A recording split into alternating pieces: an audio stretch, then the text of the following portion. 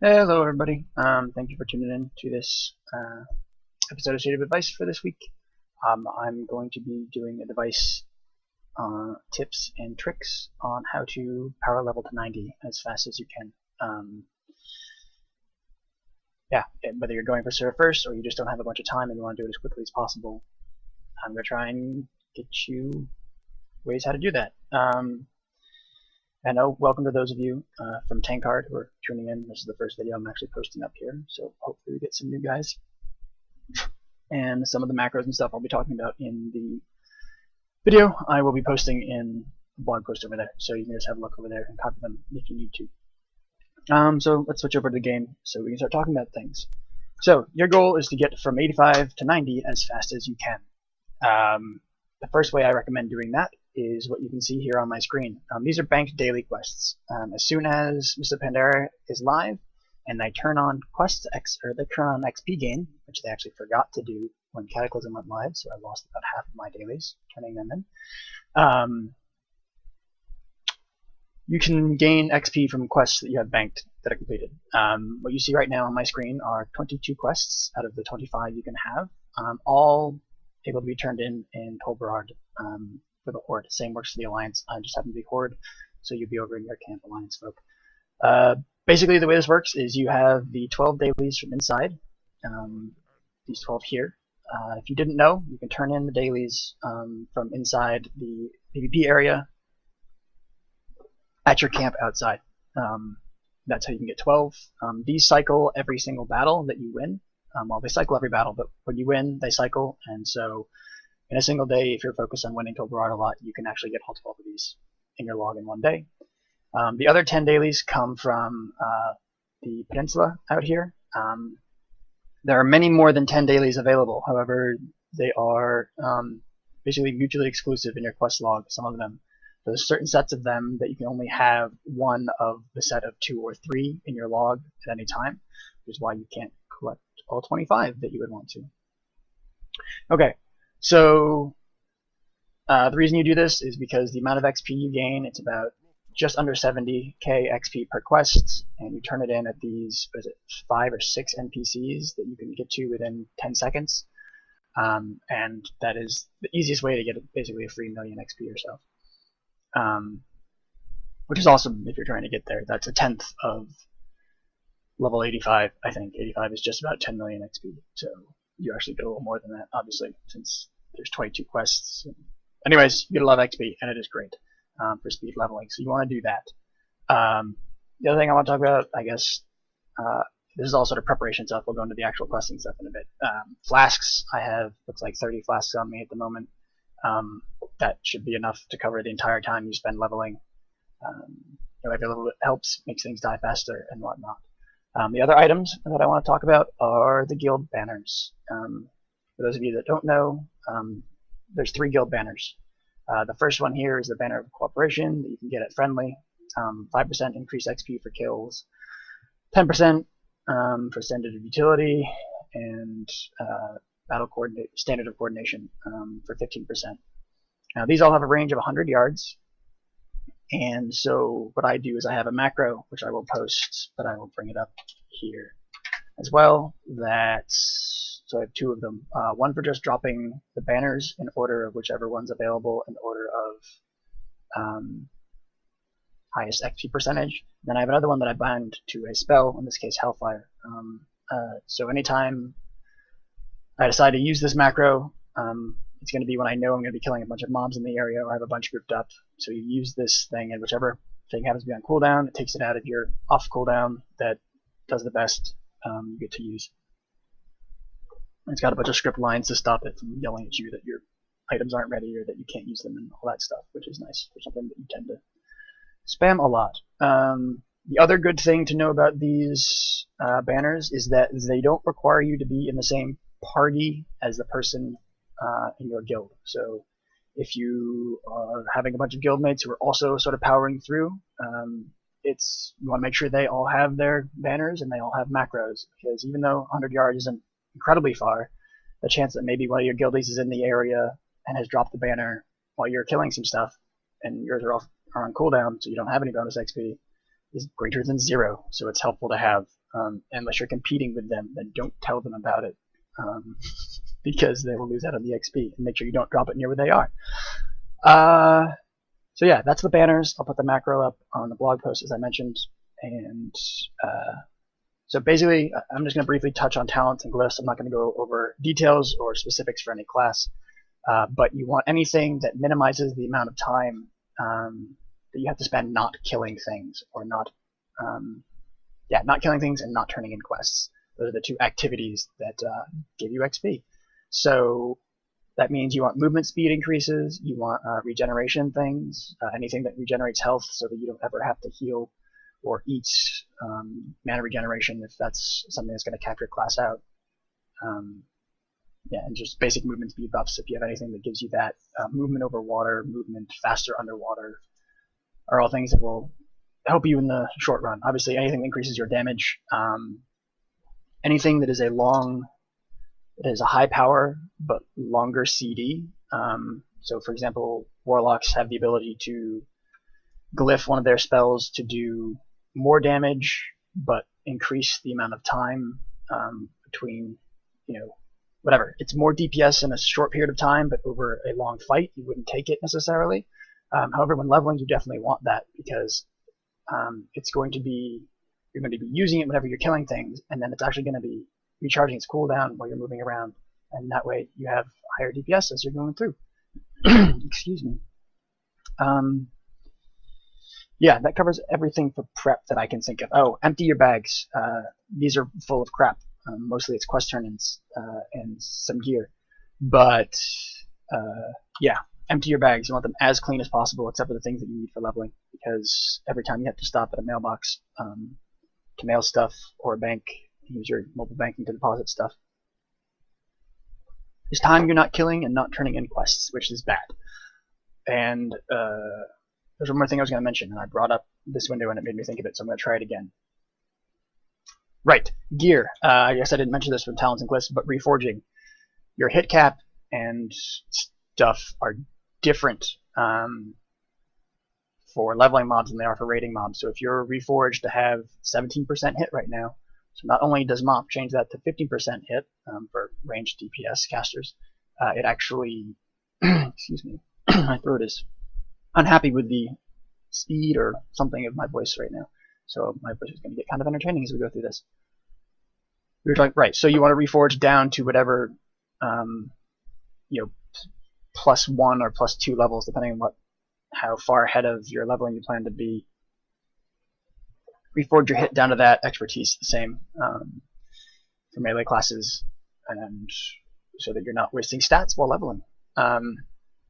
In general, you're not going to be replacing a lot of gear until 88 or 89, if at all. You'll find that stamina is your biggest problem, because you have socket, gems and socket bonuses on your current stuff, and there isn't any of that on the leveling gear, but it has a lot more stamina because you're not gemming and your bonuses aren't for stamina. And you might find that you're kind of dying sometimes when you get in those higher level zones, and level 89 and 90 mobs are hitting you for a lot. So that's one of those things that you want to keep an eye on and cycle in gear even if it's a little bit less DPS, just so you don't spend as much time doing things. Alright, on to actual leveling. I'm going to sort of go away from this screen because that's not going to be useful, and I'm just going to talk at the camera. So I'm going to cover, so everything that I just talked about applies to whatever you're doing. So there's lots of different methods that you can try to go as fast as you can to 90. Some people run battlegrounds, some people run dungeons. If you're on a really high populated server, dungeons is a pretty common one. Some people grind mobs out in the wilderness. Other people just quest as fast as they can. And I'm only going to talk about questing, mainly because grinding dungeons is just grinding dungeons. There's, you're going to have a group of your guildies, and you want to just make sure that you guys have your 15% XP gain totem, XP banners down, not at the same time, and you're just sort of going through them as you go through the instance, and making sure you're killing mobs in range of that, so that you're getting as fast XP as you can. The quests inside the instances, from my experience, aren't that important as far as instance questing goes, and they open up to you, as soon as you hit the appropriate level, so you can just queue up and just blitz through those. And I'm not going to do AoE grinding in the wilderness because that depends so much on your class, and also I'm not going to tell you where my possible grinding spots are in case you're on my server and want to take them, because that would be unhappy for me. So questing is what we're going to talk about. The first thing that I want to mention is a quest turn in and acceptor add-on. I don't have one right now, because if I did and I opened this thing, it would turn in all the quests for me.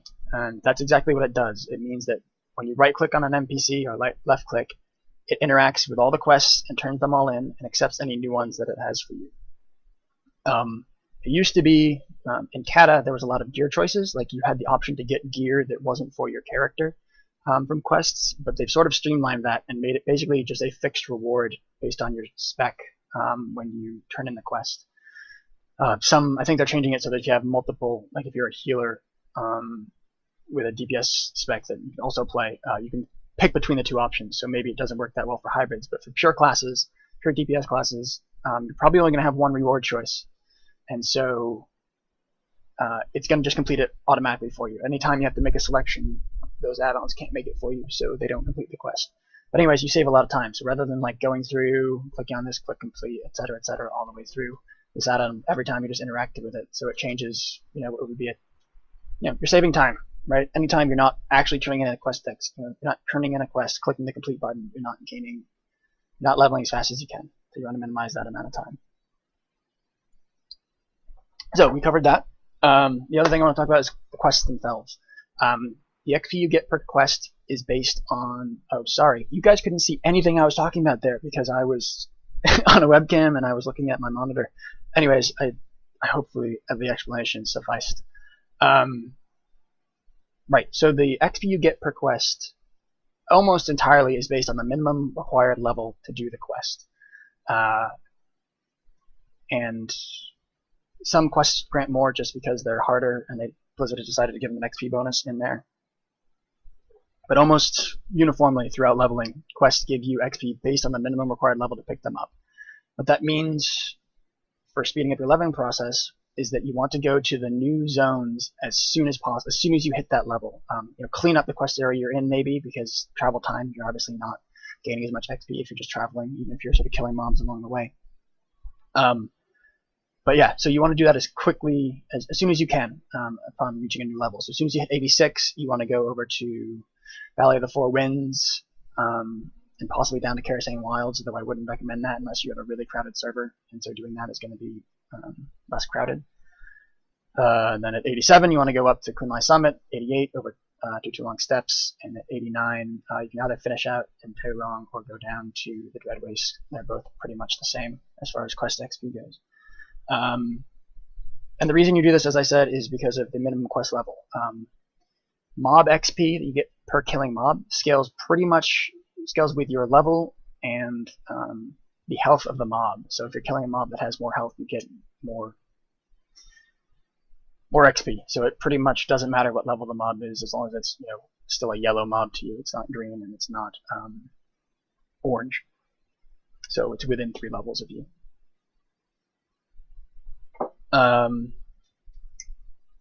Right, so that's what you want to do as far as shifting and planning out your quests. So your goal at the start, sorry, I'm having trouble with my voice and focusing.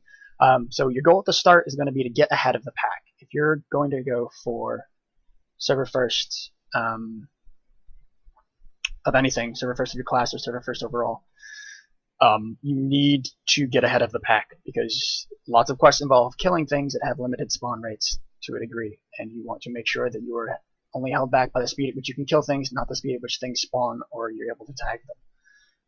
You obviously want to have an instant cast available that tags mobs pretty much bound to something you can just spam. If you have pets, put them on aggressive, because those can pull and tag mobs for you too when you're going through. But on that note, you want to know your breadcrumbs, and what I mean is know your breadcrumb quests. So there's specific quests that you need to do in order to move on through the zone.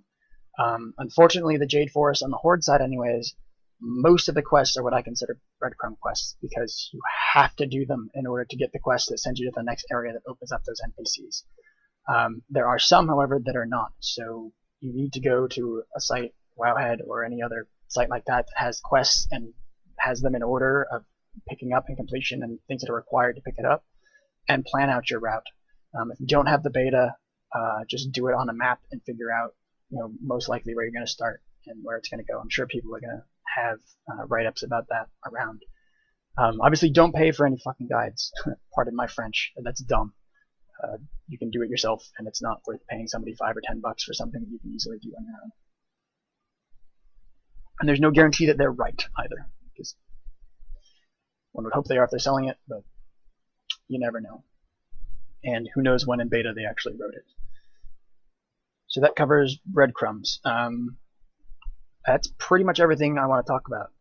Know your quest paths. Once you get ahead of the pack, it's not necessary to only do breadcrumbs rather.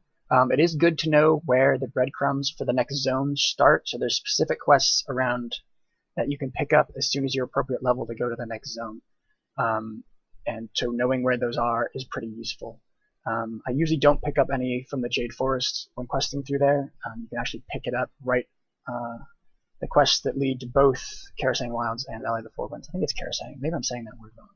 Whatever. It's placed south of Valley of the Four Winds. Right across the bridge into Valley of the Four Winds, there's the quest NPC is there. I don't actually bother picking up ones from Jade Forest. But then going from Valley of the Four Winds up to Kunlai Summit, there is a breadcrumb quest right there at the Flight Master that you want to make sure you get when you're doing the capturing the sheep or the pigs, something, probably pigs. Capturing pigs and getting bits of meat, I think, from that farm. There's a flight path there you want to get, and right next to there's some of those grummies or whatever the little dudes are. And when you hit 87, those will have a quest that sends you up. And similarly, another one of the camps up in Kunlai will have the quest that send you over to Talong, etc., etc. So like I said, I'm happy to answer any questions you have, as long as it's not where's a good spot to AoE grind about this. I guess I probably didn't mention this, but why you care and why you should listen to me about this. I guess I had Realm First 85 Lock and Realm First 80 Forsaken, Realm First 80 Warlock. So I will be getting that for this expansion as well. The other thing that I was going to mention is, so going for server first of your class is one thing. Going for server first overall is a completely different ballgame. It depends a lot on what advantages different classes have compared to yours. You can do some things to mitigate that. Plan your day pretty well. Eat healthy. Don't get tired. Don't drink lots of energy drinks that will make you crash later on.